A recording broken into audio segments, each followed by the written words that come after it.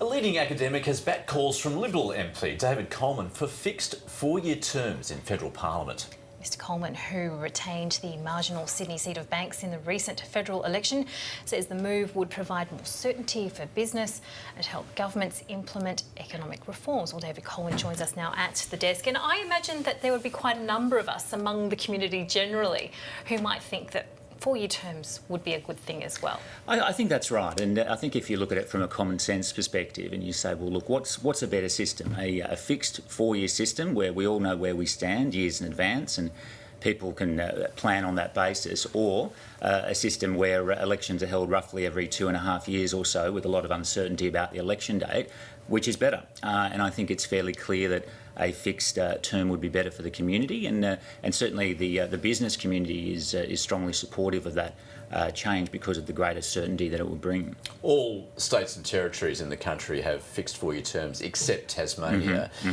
On the federal level, have you managed to have time to talk to other party members, for instance, be it Labor, the Greens? Have you had any reception as to whether they would be willing to go down that path? Well, look, I've had some discussions with colleagues, but I wouldn't propose to go into those. I mean, the basic mechanics of making this change is that you do need a referendum to do it.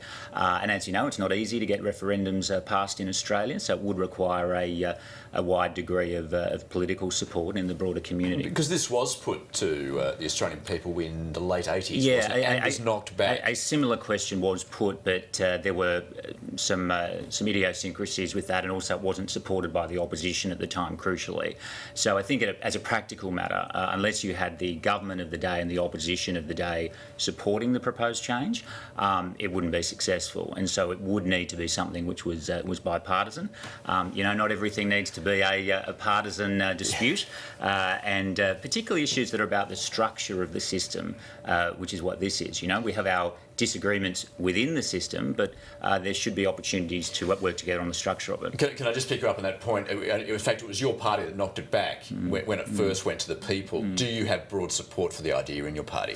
Look, as I said, I don't want to go into internal conversations I've had, but a number of people have publicly stated their support for this idea in the past, who are on our side of politics. So this is not this isn't a novel idea. This isn't something that has just come up recently. I think that for some decades there's been a widespread view that this sort of change could make sense.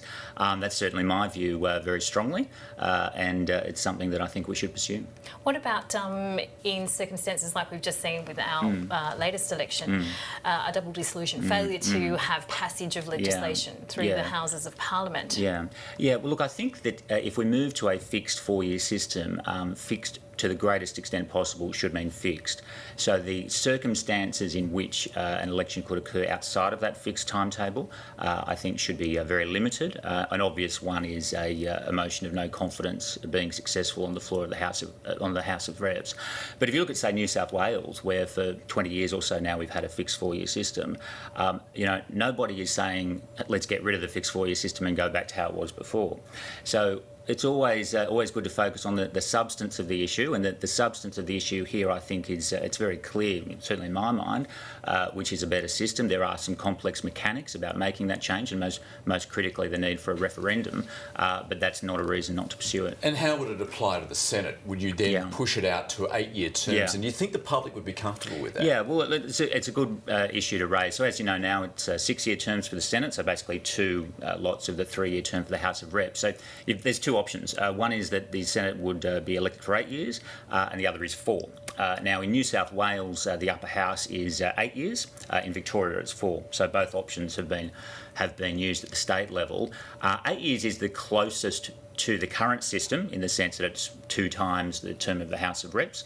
So I think for that reason there's a reason to have 8 years, but I can understand some people saying that 4 would be preferable. But I think that's one of the issues that would have to be resolved. Is one of the issues around a sense in the community that we're not seeing policy that's driven by a long-term outlook, that we're seeing things drafted together far too quickly, hastily, and that we don't have consistency? Well, look, I think clearly if you have a fixed 4-year term, it's just it's a numerical fact that more things would occur in a fixed 4-year term that do in a term of 2.5 years or so, and importantly there would be that sense of certainty about what is going to happen over the next number of years. So there are many groups in our community, whether they're non-profit groups or businesses or whoever, whose activities are very profoundly affected by the government of the day.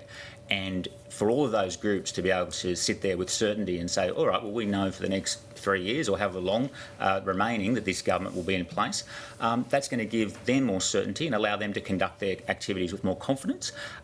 You do see consumer spending and consumer confidence tending to decline around election times because of the uncertainty, and fixing things would also improve that issue.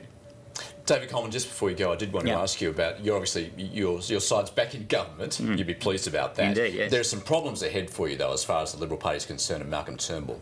Super changes, for instance, within your own party. A lot of disquiet about that. How is Malcolm Turnbull going to deal with the grievances on the backbench among Conservatives? Well, look, I think the Prime Minister's been very clear in relation to those superannuation changes. We were very upfront with the Australian people in the lead up to the election about what those changes were. So you support those changes? Well, look, I think we will be implementing those changes. The Prime Minister's said there may be some fine tuning in one or two areas, but broadly, yes. I mean, we need to focus on budget repair. We were left with a real legacy of debt and deficit, and this is one of the difficult actions we've had to take to address it. David Coleman, thank you very much for joining us this morning on Weekend Breakfast. Thank you. For a while now,